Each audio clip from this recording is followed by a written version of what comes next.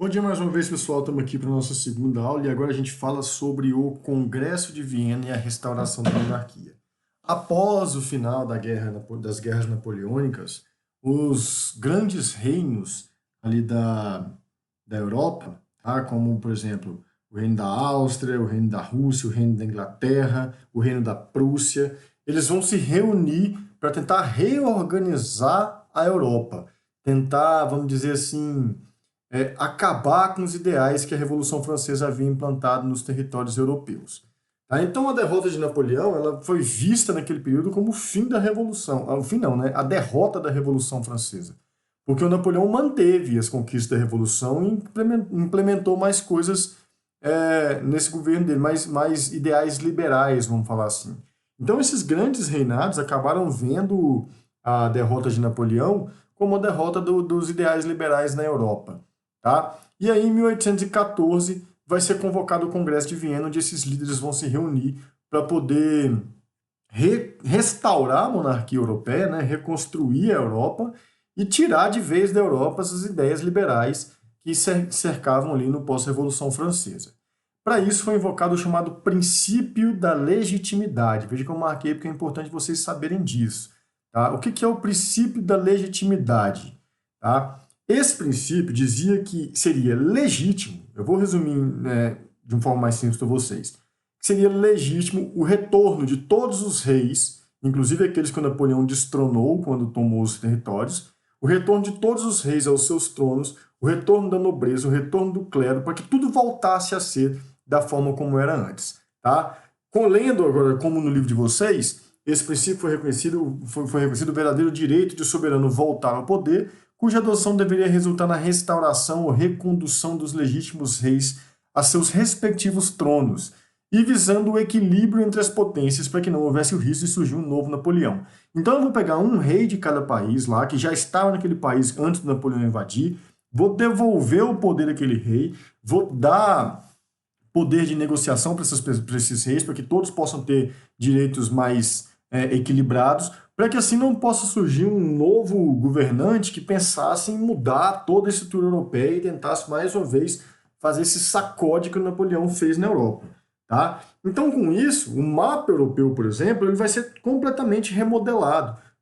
Alguns países vão surgir, outros países vão ter seus territórios ampliados. Tá? E nesse slide aqui eu mostro para vocês como ficou o mapa da Europa depois de 1815, depois do fim das guerras napoleônicas.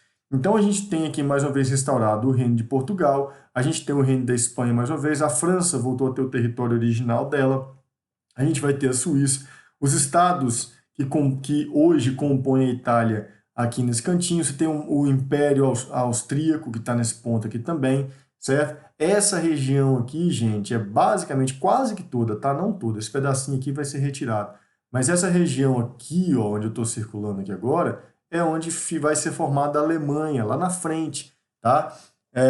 Então, esse aqui que vocês estão vendo é o mapa da Europa depois das guerras napoleônicas. Não tem nada a ver com o mapa que a gente tem hoje. Vocês vão observar, vocês vão ver que tem vários países diferentes hoje nesse mapa que não tinha nesse período aí, tá bom? Bom, no Congresso de Viena ficou decidido entre Inglaterra, Áustria, Prússia e Rússia que eles fariam um pacto político chamado Concerto Europeu. Tá? O que seria esse Concerto Europeu? Nesse pacto, eles vão se comprometer de que haverá cooperação entre os 4 países em cima de qualquer tipo de distúrbio da ordem que existia na Europa a partir daquele momento. Qualquer coisinha miúda de liberalismo que aparecesse na Europa, esses 4 países se uniriam para acabar com isso e manter o antigo regime permanente dentro daquele continente. Tá?